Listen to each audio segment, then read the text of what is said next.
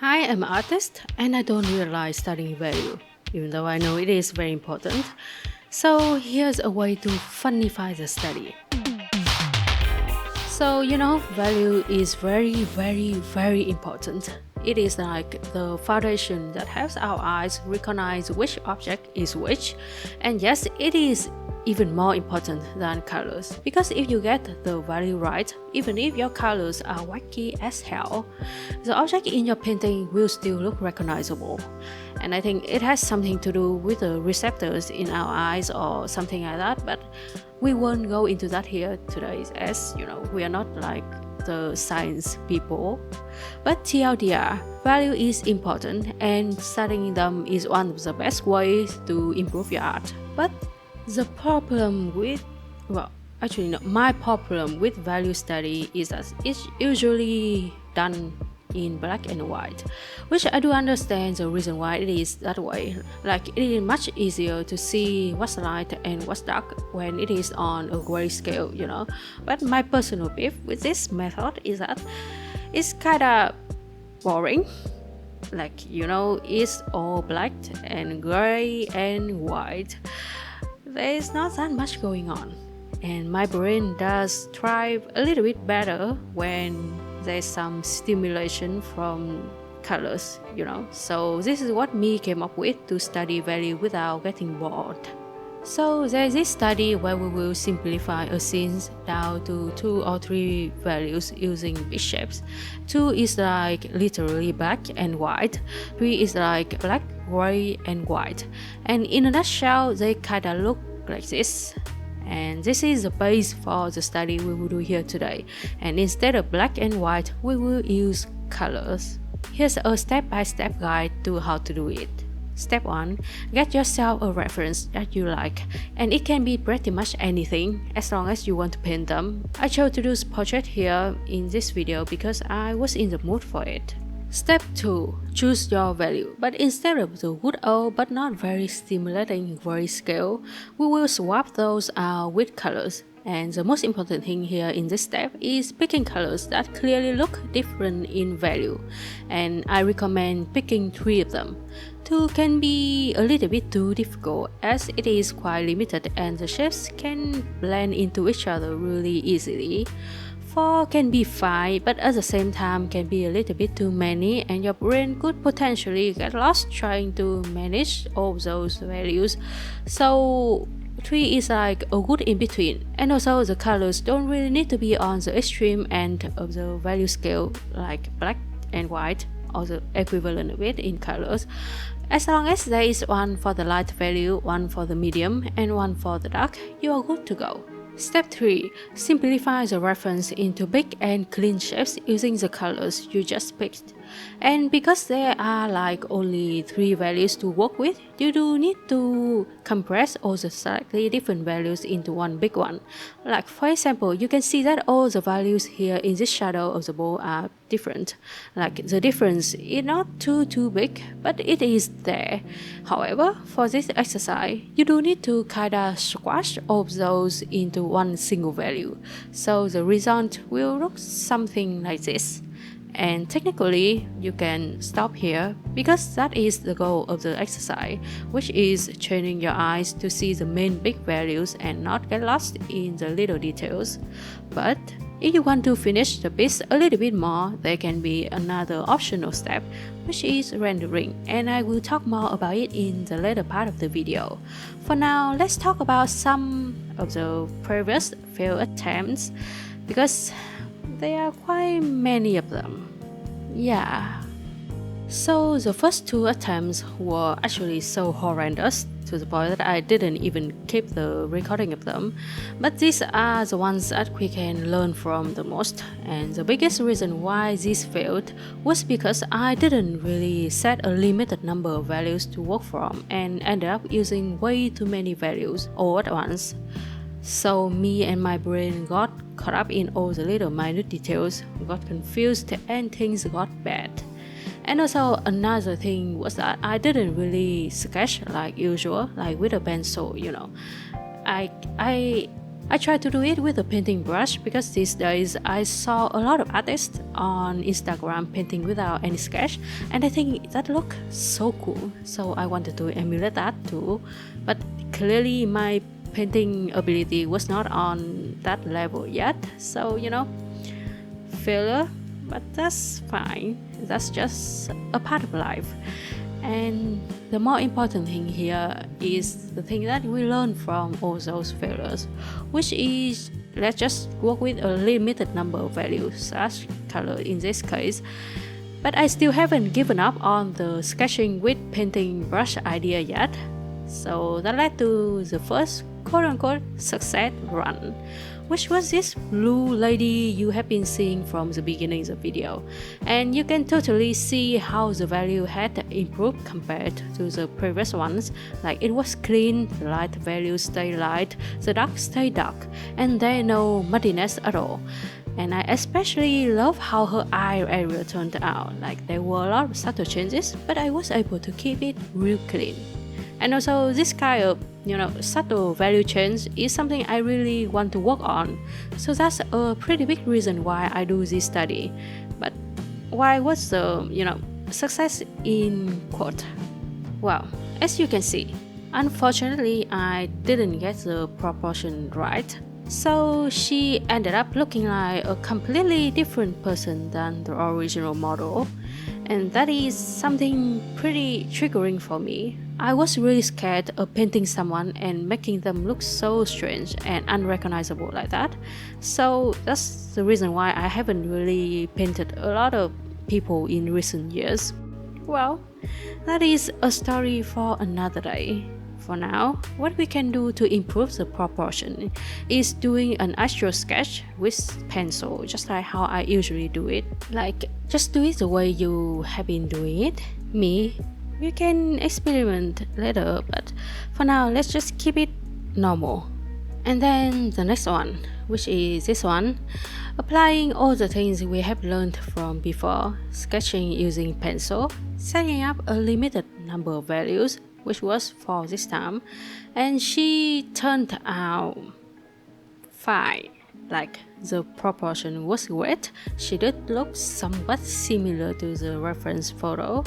The value was pretty good, but why she wasn't on the thumbnail? Well, I accidentally chose the darkest value to be a little bit too dark, so things turned out much darker than I wanted. Like, it didn't really match my vision, and again I wanted to learn and practice more with light and subtle values, just like the blue lady in the previous attempt, color-wise. So yeah, technically she was a success in terms of value study, but I didn't finish the piece because of aesthetic problem, which is kind of my problem. So yeah. Anyway, this is like the 5th time actually, so 5th time's the charm, And it was actually kind of the charm because the sketch turned out so good to the point that I really hesitated moving on to the next step because I was so afraid of ruining this super pretty sketch. Silly, I know, but that was a legit fear that I had because all the other attempts so far wasn't really up to the vision in my head, so But anyway, as you can see on the screen, I did pick out 3 colors I wanted to use for this study, and I used a much darker color for the sketch because I wanted to actually be able to see the sketch. So technically, it was like 4 values and not really 3. So in this case, to check that if you actually did a good job studying the value, you can do this. When you feel like the shapes are looking good, turn off the sketch or make it really faint.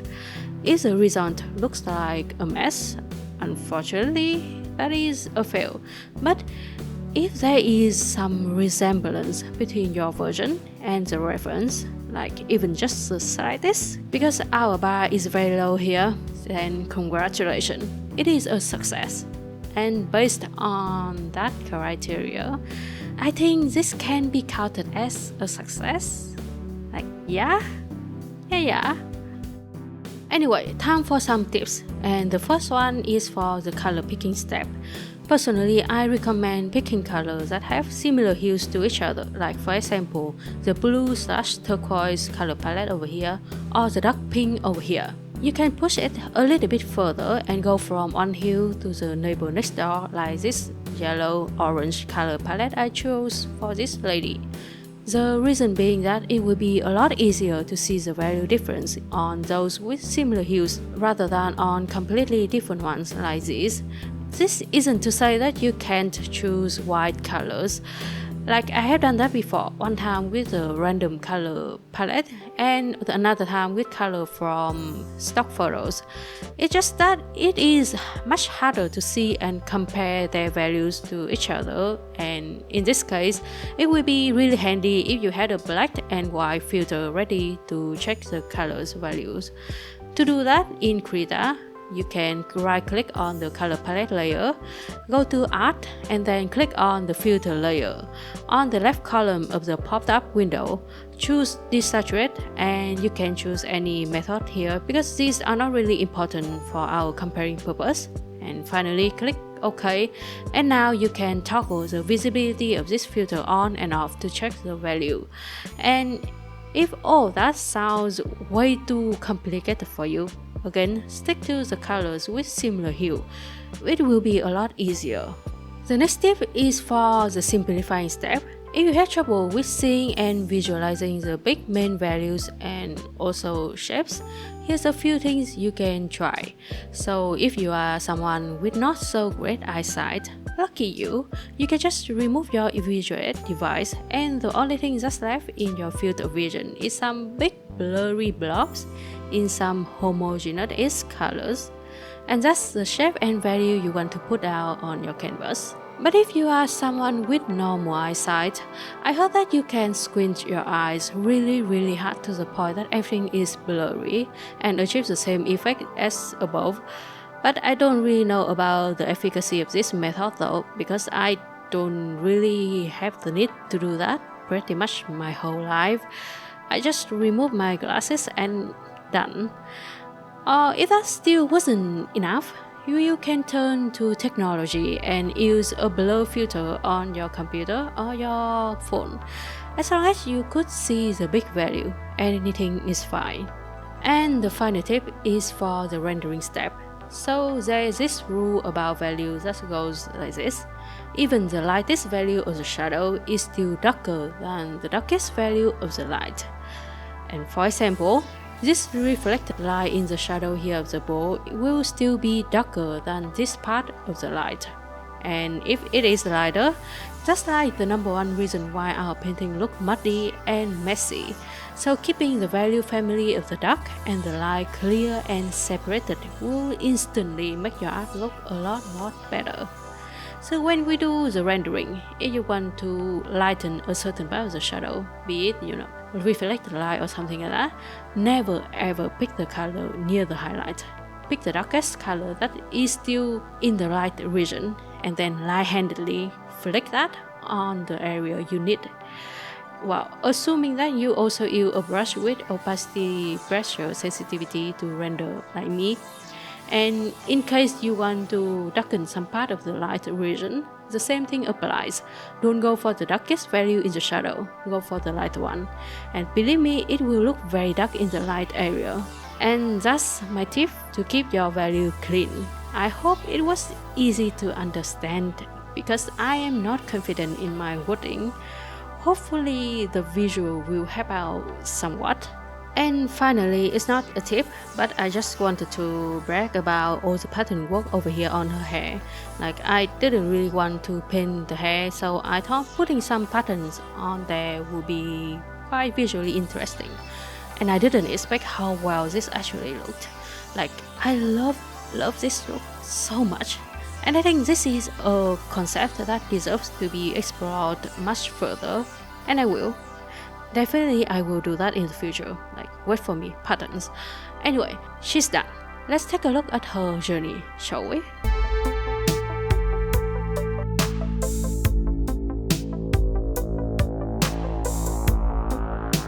So that's the value study method. And here's a quick recap. Step 1. Find references.